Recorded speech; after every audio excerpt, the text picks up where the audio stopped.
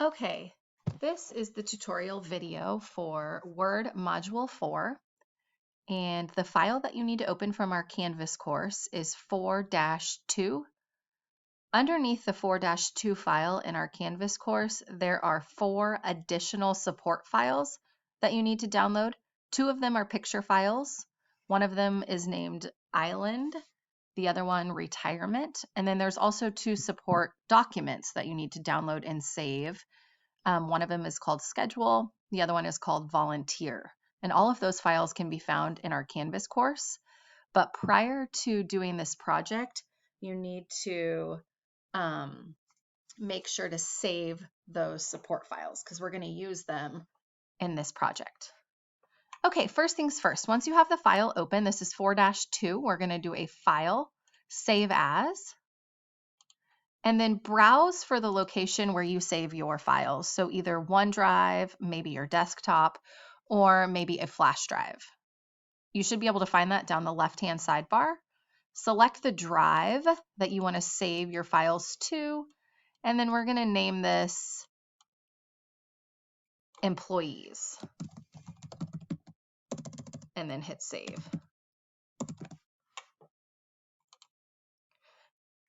All right, so what we're creating here is a newsletter, and it is quite lengthy, so I may have to divide this into 3 videos instead of 2. We'll kind of see how fast we can get through them. If you do feel that you're having trouble finding different commands or keeping up with the pace of the video, go ahead and pause it or rewind it and listen to that step over again. I don't want to make this into 4 videos, so I may try to kind of hustle through some parts. So if you're having trouble keeping up, make sure you pause it, rewind, and then rewatch it if you need to. All right, the first thing I'm going to have you do is turn on your Show Hide button, which is the paragraph symbol on the Home tab. That's going to show those paragraph marks. It's going to be very important in this module because we're creating a newsletter and we have to kind of divide up our paper into separate sections. So if you're following along using the textbook, and again, if you like to follow along using the step-by-steps, I created a video under Word Module 1 that shows you how to get to the location in our textbook that I'm using. I always do the end of chapter review problems with you. So if you would like to follow along in the textbook, you can do that. There's also a picture in the textbook that shows you what our file is going to look like when we're finished editing it. So if you are working along with me, it might be a good idea to open up our textbook and navigate to the end of the chapter review for Module 4.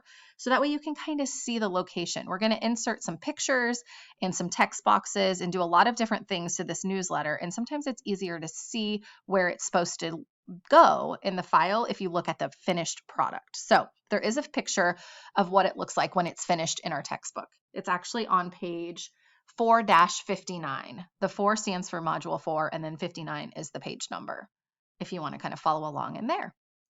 The first thing it's going to have us do is to divide our paper into sections. And the purpose of this is so that we can format different sections different ways in our paper. So if I want to set columns in one section of the newsletter, but I don't want my entire newsletter to be set into columns, I can divide my paper into sections so I can edit just certain parts. So the first section that it asks us to click on is on page 1 at the beginning of the W in Win a Vacation Getaway. So I'm going to click to the left of the W in Win a Vacation Getaway, and then I'm going to insert some section breaks. If you remember from before, breaks can be found on the Layout tab. And the book is telling us to insert continuous breaks. Read the description there. It inserts a section break and starts a new section on the same page. So this is how we're going to divide our paper into different sections. And if you have your Show Hide button on, which I highly recommend when you're dividing your paper into sections, you will be able to see the ... That indicates a section break. Then I want you to scroll down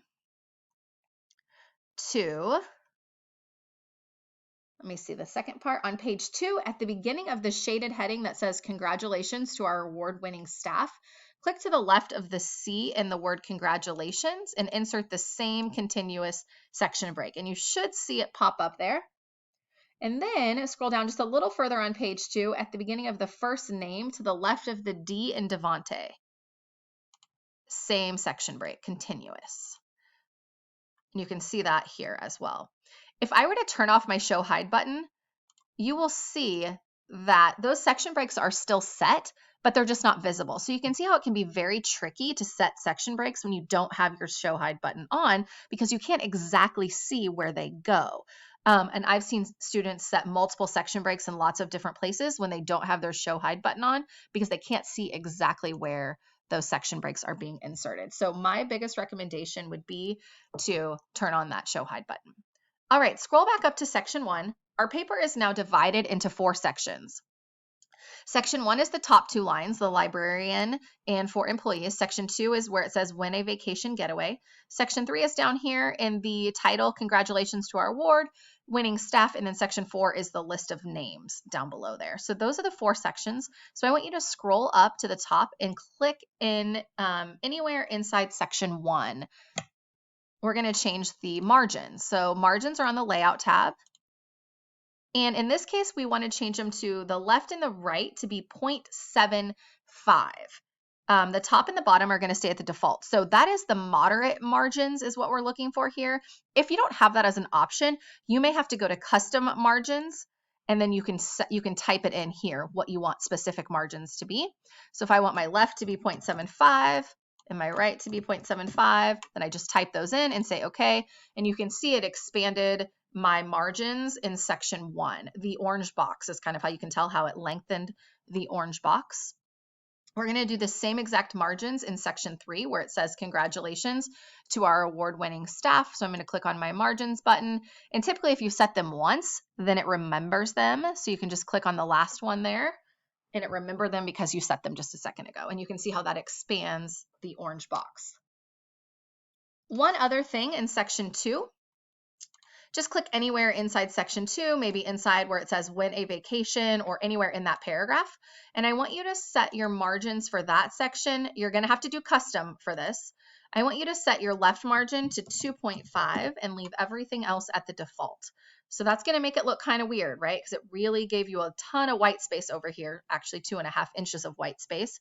But we're going to insert a sidebar, like a text box right here, which you've probably seen on many newspapers. So we are newsletters. So I'm just giving us a little extra space here because our next step is going to be to insert a text box in that white space that we just created. Notice how another benefit of setting sections is that you can change the margins for different sections without affecting the entire paper. So I changed my margins in section 2 to make a ton of white space here so I can add a text box, but it didn't change the margins anywhere else in my paper. You can see how it could get kind of janky if you don't add those section breaks and try to, insert cool things. It would really mess up your entire paper if you didn't have those section breaks set. All right, we're going to scroll down to section 4. We got to do a couple more formats before we insert that text box. Click anywhere inside section 4, and I want you to set those as 2 columns. So columns are on the layout tab, and just set 2.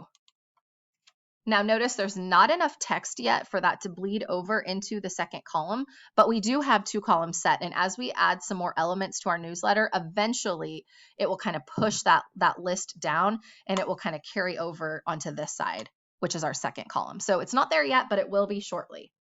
Also, let's go ahead and add a hanging indent to the names. So just highlight the list of names and then make sure your ruler is visible. If you don't see a ruler, you need to go to the View tab and put a check mark next to the ruler. So that way your horizontal ruler is visible. You'll notice to the far left, there's an hourglass.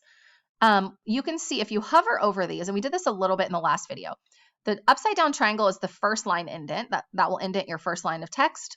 A 1/2 inch. We did that when we formatted our research papers in Word Module 2. The regular looking triangle is a hanging indent. That's the triangle we're going to drag over 2 hash marks.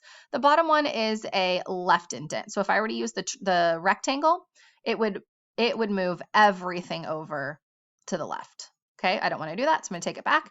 I am going to grab the hanging indent triangle, which is the regular looking triangle, and I'm going to drag it over 2 tick marks and then let go. And what you're going to see here is that it indents the second line of text, if there is a second line of text. So if it carries over onto the next line, like the top line, Devonte Adams, New Moon Journal of Arts Poetry Prize, that fits on 2 lines because it's long enough. So it indents the second line, so you can kind of distinguish it from the next person where it's Lucy Campos. All right, you can deselect that and scroll back up to the top. And we are going to search for the term in the paper where it says Sun Power Scooter. So I'm going to use my find command, and I'm going to type in Sun Power Scooters, and I'm going to search for it. And it will highlight in your text where that is located.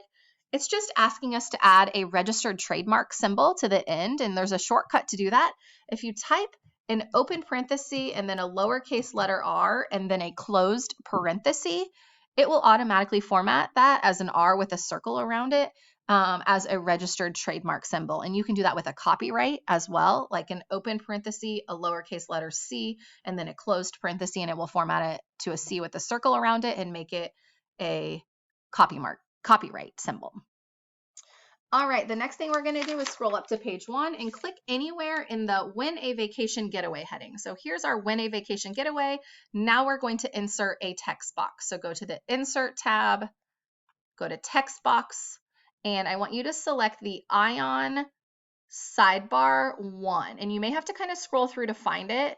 They're in alphabetical order, the text box names, but you may have to scroll through to find Ion Sidebar 1. And it's going to insert it for us.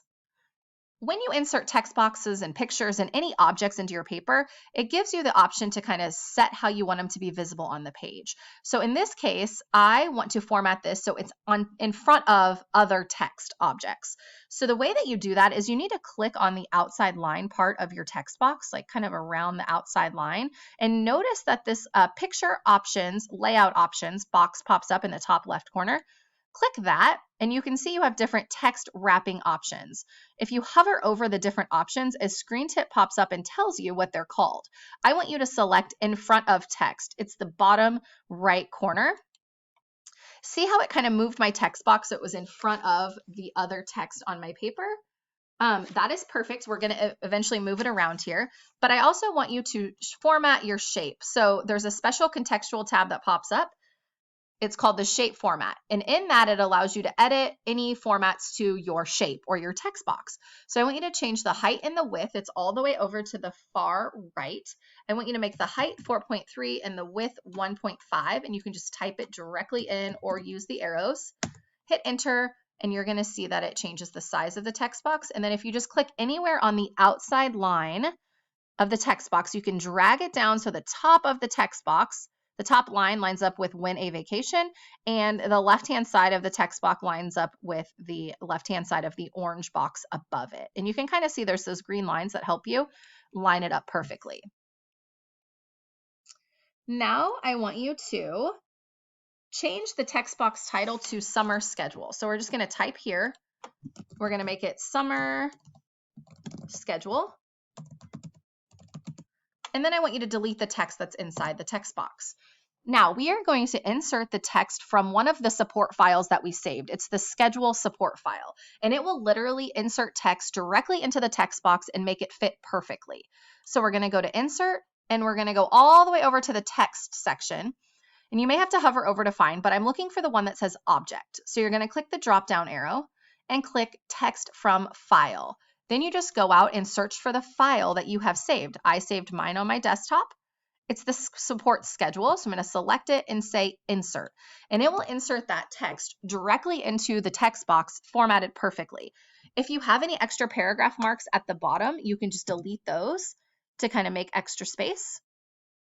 And that is one way. You could also copy and paste that text, but this is one way that you can insert text directly into objects. In fact, we're going to insert text into a rectangle shape here in just a second, and it makes it formatted and fits perfectly. Go ahead and change your font size in the text box to 11. So just highlight it all and change it to 11-point font.